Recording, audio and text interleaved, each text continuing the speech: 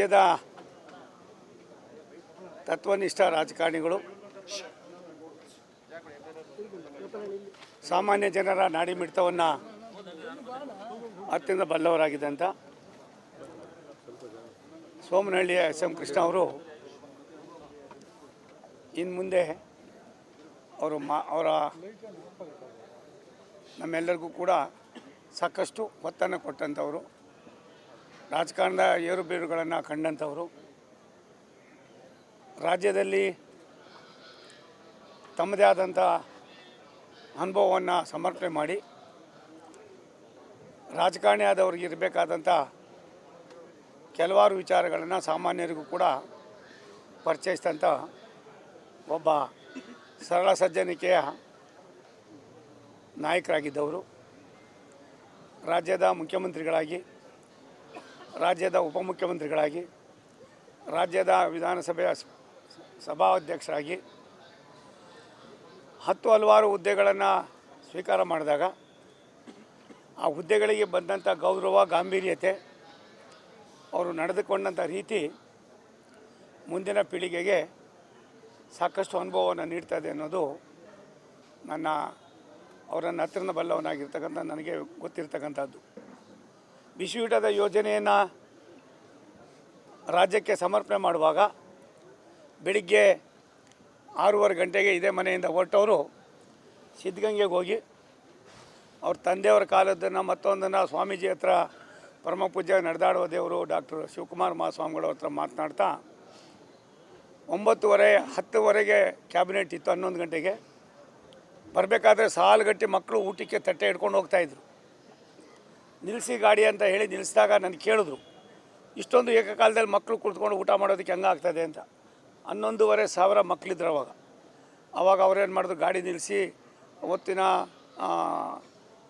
ಅಧಿಕಾರಿಗಳಿಗೆ ಅಲ್ಲಿಂದನೇ ಕ್ಯಾಬಿನೆಟನ್ನು ಮುಂದಕ್ಕೆ ಹಾಕಿ ನಾನು ಮಠದ ಎಲ್ಲವನ್ನು ನೋಡಬೇಕು ಅಂತ ಹೇಳಿ ಸಿದ್ಧಗಂಗಾ ಮಠದ ಸ್ವಾಮೀಜಿಯವರು ಕರ್ಕೊಂಡು ನಾವು ಎಲ್ಲ ಹೋಗಿ ಊಟದಾಲನ್ನು, ಅಡುಗೆ ಮನೆಯನ್ನೆಲ್ಲವನ್ನು ನೋಡಿದ್ಮೇಲೆ ಬೆಂಗಳೂರಿಗೆ ಬಂದವರು ಬಿಸಿಯೂಟದ ಯೋಜನೆಯನ್ನು ಮಾಡೋದ್ರಿಂದ ಬಡವರಿಗೆ ಅನುಕೂಲ ಆಯ್ತದೆ ಅನ್ನೋ ಒಂದು ಸಂದೇಶವನ್ನು ಕೊಡೋದ್ರ ಮುಖೇನ ಯಳಂದೂರಿನಲ್ಲಿ ಈ ಕಾರ್ಯಕ್ರಮವನ್ನು ರಾಜ್ಯಕ್ಕೆ ಸಮರ್ಪಣೆ ಮಾಡಿದಂಥವರು ಇವತ್ತಿನ ನಮ್ಮನ್ನು ಅಗಲಿರ್ತಕ್ಕಂಥ ಎಸ್.ಎಂ. ಕೃಷ್ಣ ಸಾಹೇಬರು.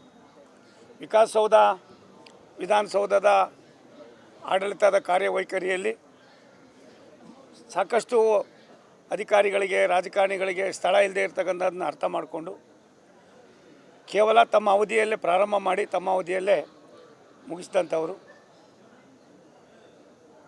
ಅನೇಕ ವಿಚಾರಗಳನ್ನು ರಾಜ್ಯದಲ್ಲಿ ಏನು ಇವತ್ತು ರಾಜ್ಯದ ಇತಿಹಾಸದಲ್ಲಿ ಜಿಲ್ಲಾ ಕೇಂದ್ರಗಳಿಗೆ, ತಾಲೂಕಾ ಕೇಂದ್ರಗಳಿಗೆ, ಜನಪ್ರತಿನಿಧಿಗಳಿಗೆ, ಅಧಿಕಾರಿಗಳಿಗೆ ಕುಳಿತುಕೊಂಡು ಚರ್ಚೆ ಮಾಡ್ತಕ್ಕಂಥದ್ದಕ್ಕೆ ಸಾಮಾನ್ಯ ಜನರ ನೋವನ್ನು ಅರ್ಥ ಮಾಡ್ಕೊಳ್ಳೋದಕ್ಕೆ ಯಾವ ರೀತಿ ನಡ್ಕೋಬೇಕು ಅನ್ನುವ ಒಂದು ದೊಡ್ಡ ಸಂಕಲ್ಪವನ್ನು, ಸಂದೇಶವನ್ನು ಕೊಟ್ಟಂಥವರು ಎಸ್.ಎಂ. ಕೃಷ್ಣ ಅವರು ಇವತ್ತು ಕೇಂದ್ರದ ಮಂತ್ರಿಗಳಾಗಿ, ಮಹಾರಾಷ್ಟ್ರದ ರಾಜ್ಯಪಾಲರಾಗಿ ಹಲವಾರು ಹುದ್ದೆಗಳನ್ನು ಅನುಭವಿಸಿದ್ರು ಕೂಡ ಒಂದು ಸಣ್ಣ ಕಪ್ಪು ಚುಕ್ಕಿಯು ಬರದಾಗೆ ತಮ್ಮ ಅಧಿಕಾರವನ್ನು ನಿರ್ವಹಣೆ ಮಾಡಿದ್ದಾರೆ.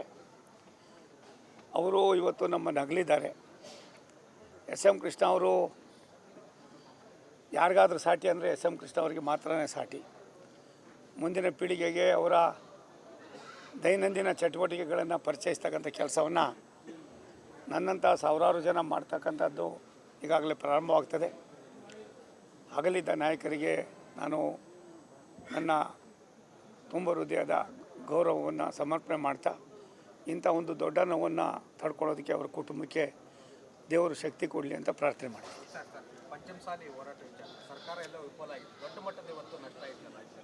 ಒಂದು ಇದು ಪವಿತ್ರವಾದ ನೋವಿನ ಸಂಗತಿ. ಅದೇನಾಗಿದೆ, ಎತ್ತಾಗಿದೆ ನನಗಿಲ್ಲ. ನಾನು ದೆಹಲಿಯಿಂದ ಡೈರೆಕ್ಟಾಗಿ ಬಂದವನು, ಏರ್ಪೋರ್ಟ್ ಹಿಡಿದು ಇಲ್ಲಿ ಬಂದಿದ್ದೀನಿ. ಆ ವಿಚಾರನ ನೀವು 1 ಗಂಟೆ ಬಿಟ್ಕೊಂಡು ಕೇಳಿದ್ರೆ ಹೇಳ್ತೀನಿ, ತಿಳ್ಕೊಂಡು. ಇಲ್ಲಿ ನಾನು ಇದು ಹೇಳೋ ಜಾಗ ಅಲ್ಲ, ಆದರೂ ಪದೇ ಪದೇ ನೀವು ಕೇಳ್ತೀರಿ. ಯಾವುದೇ ನಾಗರಿಕ ಸರ್ಕಾರ ಸಾಮಾನ್ಯ ಜನರಿಗೆ ಬರ್ತಕ್ಕಂಥವರ ಅನೇಕ ತೊಂದರೆಗಳನ್ನು, ಅನೇಕ ಅವರ ಭಾವನೆಗಳನ್ನು, ಅವ್ರು ನಡ್ಕೊಳ್ತಕ್ಕಂಥ ನಡವಳಿಕೆಗಳನ್ನು ನಾವು ಯಾವ ರೀತಿ ತೀವ್ರಗತಿಯಲ್ಲಿ ಇದು ಬುದ್ಧಿವಂತಿಕೆಯಿಂದ ನಿಭಾಯಿಸಬೇಕು ಅನ್ನೋದು ಸರ್ಕಾರದಲ್ಲಿ ಇರಬೇಕಾದಂಥ ಒಂದು ವಿಧಾನ. ಅದೇನಾಗಿದೆ ಗೊತ್ತಾಗಿದ್ದು ಗೊತ್ತಿಲ್ಲ. ನಾನು ತಿಳ್ಕೊಂಡು ಮತ್ತೆ ಮಾತಾಡ್ತೀನಿ. ರಾಜ್ಯದ ತತ್ವನಿಷ್ಠ ರಾಜಕಾರಣಿಗಳು, ಸಾಮಾನ್ಯ ಜನರ ನಾಡಿ ಮಿಡಿತವನ್ನು ಅತ್ಯಂತ ಬಲ್ಲವರಾಗಿದ್ದಂಥ ಸೋಮನಹಳ್ಳಿಯ ಎಸ್.ಎಂ. ಕೃಷ್ಣ ಅವರು ಇನ್ನು ಮುಂದೆ ಅವರ ನಮ್ಮೆಲ್ಲರಿಗೂ ಕೂಡ ಸಾಕಷ್ಟು ಒತ್ತನ್ನು ಕೊಟ್ಟಂಥವರು, ರಾಜಕಾರಣದ ಏರುಬೀರುಗಳನ್ನು ಕಂಡಂಥವರು, ರಾಜ್ಯದಲ್ಲಿ ತಮ್ಮದೇ ಆದಂಥ ಅನುಭವವನ್ನು ಸಮರ್ಪಣೆ ಮಾಡಿ ರಾಜಕಾರಣಿ ಆದವ್ರಿಗೆ ಇರಬೇಕಾದಂಥ ಕೆಲವಾರು ವಿಚಾರಗಳನ್ನು ಸಾಮಾನ್ಯರಿಗೂ ಕೂಡ ಪರಿಚಯಿಸಿದಂಥ ಒಬ್ಬ ಸರಳ ಸಜ್ಜನಿಕೆಯ ನಾಯಕರಾಗಿದ್ದವರು. ರಾಜ್ಯದ ಮುಖ್ಯಮಂತ್ರಿಗಳಾಗಿ, ರಾಜ್ಯದ ಉಪಮುಖ್ಯಮಂತ್ರಿಗಳಾಗಿ, ರಾಜ್ಯದ ವಿಧಾನಸಭೆಯ ಸಭಾಧ್ಯಕ್ಷರಾಗಿ ಹಲವಾರು ಹುದ್ದೆಗಳನ್ನು ಸ್ವೀಕಾರ ಮಾಡಿದಾಗ ಆ ಹುದ್ದೆಗಳಿಗೆ ಬಂದಂಥ ಗೌರವ, ಗಾಂಭೀರ್ಯತೆ, ಅವರು ನಡೆದುಕೊಂಡಂಥ ರೀತಿ ಮುಂದಿನ ಪೀಳಿಗೆಗೆ ಸಾಕಷ್ಟು ಅನುಭವವನ್ನು ನೀಡ್ತದೆ ಅನ್ನೋದು ಅವರನ್ನು ಹತ್ತಿರನ ಬಲ್ಲವನಾಗಿರ್ತಕ್ಕಂಥ ನನಗೆ ಗೊತ್ತಿರ್ತಕ್ಕಂಥದ್ದು. ಬಿಸಿಯೂಟದ ಯೋಜನೆಯನ್ನು ರಾಜ್ಯಕ್ಕೆ ಸಮರ್ಪಣೆ ಮಾಡುವಾಗ ಬೆಳಿಗ್ಗೆ 6:30 ಗಂಟೆಗೆ ಇದೇ ಮನೆಯಿಂದ ಹೊರಟವರು ಸಿದ್ಧಗಂಗೆಗೆ ಹೋಗಿ ಅವ್ರ ತಂದೆಯವರ ಕಾಲದ್ದನ್ನು ಮತ್ತೊಂದನ್ನು ಸ್ವಾಮೀಜಿ ಹತ್ರ, ಪರಮ ಪೂಜ್ಯ ನಡೆದಾಡುವ ದೇವರು ಡಾಕ್ಟರ್ ಶಿವಕುಮಾರ ಮಹಾಸ್ವಾಮಿಗಳ ಹತ್ರ ಮಾತನಾಡ್ತಾ 9:30, 10:00ವರೆಗೆ ಕ್ಯಾಬಿನೆಟ್ ಇತ್ತು. 11 ಗಂಟೆಗೆ ಬರಬೇಕಾದ್ರೆ ಸಾಲುಗಟ್ಟಿ ಮಕ್ಕಳು ಊಟಕ್ಕೆ ತಟ್ಟೆ ಹಿಡ್ಕೊಂಡು ಹೋಗ್ತಾಯಿದ್ರು. ನಿಲ್ಲಿಸಿ ಗಾಡಿ ಅಂತ ಹೇಳಿ ನಿಲ್ಲಿಸಿದಾಗ ನನಗೆ ಕೇಳಿದ್ರು, ಇಷ್ಟೊಂದು ಏಕಕಾಲದಲ್ಲಿ ಮಕ್ಕಳು ಕುಳಿತುಕೊಂಡು ಊಟ ಮಾಡೋದಕ್ಕೆ ಹೆಂಗಾಗ್ತದೆ ಅಂತ. 11,500 ಮಕ್ಕಳಿದ್ರು ಅವಾಗ ಅವ್ರೇನು ಮಾಡಿದ್ರು, ಗಾಡಿ ನಿಲ್ಲಿಸಿ ಅವತ್ತಿನ ಅಧಿಕಾರಿಗಳಿಗೆ ಅಲ್ಲಿಂದನೇ ಕ್ಯಾಬಿನೆಟನ್ನು ಮುಂದಕ್ಕೆ ಹಾಕಿ ನಾನು ಮಠದ ಎಲ್ಲವನ್ನು ನೋಡಬೇಕು ಅಂತ ಹೇಳಿ ಸಿದ್ಧಗಂಗಾ ಮಠದ ಸ್ವಾಮೀಜಿಯವರು ಕರ್ಕೊಂಡು ನಾವು ಎಲ್ಲ ಹೋಗಿ ಊಟದ ಹಾಲನ್ನು, ಅಡುಗೆ ಮನೆಯನ್ನೆಲ್ಲವನ್ನು ನೋಡಿದ್ಮೇಲೆ ಬೆಂಗಳೂರಿಗೆ ಬಂದವರು ಬಿಸಿಯೂಟದ ಯೋಜನೆಯನ್ನು ಮಾಡೋದ್ರಿಂದ ಬಡವರಿಗೆ ಅನುಕೂಲ ಆಯ್ತದೆ ಅನ್ನೋ ಒಂದು ಸಂದೇಶವನ್ನು ಕೊಡೋದ್ರ ಮುಖೇನ ಯಳಂದೂರಿನಲ್ಲಿ ಈ ಕಾರ್ಯಕ್ರಮವನ್ನು ರಾಜ್ಯಕ್ಕೆ ಸಮರ್ಪಣೆ ಮಾಡಿದಂಥವರು ಇವತ್ತಿನ ನಮ್ಮನ್ನು ಅಗಲಿರ್ತಕ್ಕಂಥ ಎಸ್.ಎಂ. ಕೃಷ್ಣ ಸಾಹೇಬರು. ವಿಕಾಸಸೌಧ, ವಿಧಾನಸೌಧದ ಆಡಳಿತದ ಕಾರ್ಯವೈಖರಿಯಲ್ಲಿ ಸಾಕಷ್ಟು ಅಧಿಕಾರಿಗಳಿಗೆ, ರಾಜಕಾರಣಿಗಳಿಗೆ ಸ್ಥಳ ಇಲ್ಲದೆ ಇರ್ತಕ್ಕಂಥದ್ದನ್ನ ಅರ್ಥ ಮಾಡಿಕೊಂಡು ಕೇವಲ ತಮ್ಮ ಅವಧಿಯಲ್ಲೇ ಪ್ರಾರಂಭ ಮಾಡಿ ತಮ್ಮ ಅವಧಿಯಲ್ಲೇ ಮುಗಿಸಿದಂಥವರು. ಅನೇಕ ವಿಚಾರಗಳನ್ನು ರಾಜ್ಯದಲ್ಲಿ ಏನು ಇವತ್ತು ರಾಜ್ಯದ ಇತಿಹಾಸದಲ್ಲಿ ಜಿಲ್ಲಾ ಕೇಂದ್ರಗಳಿಗೆ, ತಾಲೂಕಾ ಕೇಂದ್ರಗಳಿಗೆ, ಜನಪ್ರತಿನಿಧಿಗಳಿಗೆ, ಅಧಿಕಾರಿಗಳಿಗೆ ಕುಳಿತುಕೊಂಡು ಚರ್ಚೆ ಮಾಡ್ತಕ್ಕಂಥದ್ದಕ್ಕೆ ಸಾಮಾನ್ಯ ಜನರ ನೋವನ್ನು ಅರ್ಥ ಮಾಡ್ಕೊಳ್ಳೋದಕ್ಕೆ ಯಾವ ರೀತಿ ನಡ್ಕೋಬೇಕು ಅನ್ನುವ ಒಂದು ದೊಡ್ಡ ಸಂಕಲ್ಪವನ್ನು, ಸಂದೇಶವನ್ನು ಕೊಟ್ಟಂಥವರು ಎಸ್.ಎಂ. ಕೃಷ್ಣ ಅವರು.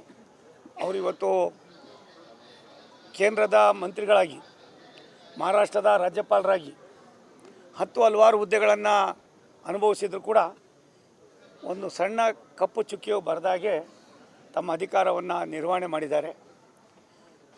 ಅವರು ಇವತ್ತು ನಮ್ಮನ್ನು ಅಗಲಿದ್ದಾರೆ.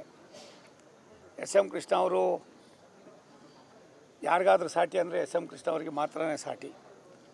ಮುಂದಿನ ಪೀಳಿಗೆಗೆ ಅವರ ದೈನಂದಿನ ಚಟುವಟಿಕೆಗಳನ್ನು ಪರಿಚಯಿಸ್ತಕ್ಕಂಥ ಕೆಲಸವನ್ನು ನನ್ನಂಥ ಸಾವಿರಾರು ಜನ ಮಾಡ್ತಕ್ಕಂಥದ್ದು ಈಗಾಗಲೇ ಪ್ರಾರಂಭವಾಗ್ತದೆ. ಅಗಲಿದ್ದ ನಾಯಕರಿಗೆ ನಾನು ನನ್ನ ತುಂಬ ಹೃದಯದ ಗೌರವವನ್ನು ಸಮರ್ಪಣೆ ಮಾಡ್ತಾ, ಇಂಥ ಒಂದು ದೊಡ್ಡ ನೋವನ್ನು ತಡ್ಕೊಳ್ಳೋದಕ್ಕೆ ಅವರ ಕುಟುಂಬಕ್ಕೆ ದೇವರು ಶಕ್ತಿ ಕೊಡಲಿ ಅಂತ ಪ್ರಾರ್ಥನೆ ಮಾಡ್ತೀನಿ.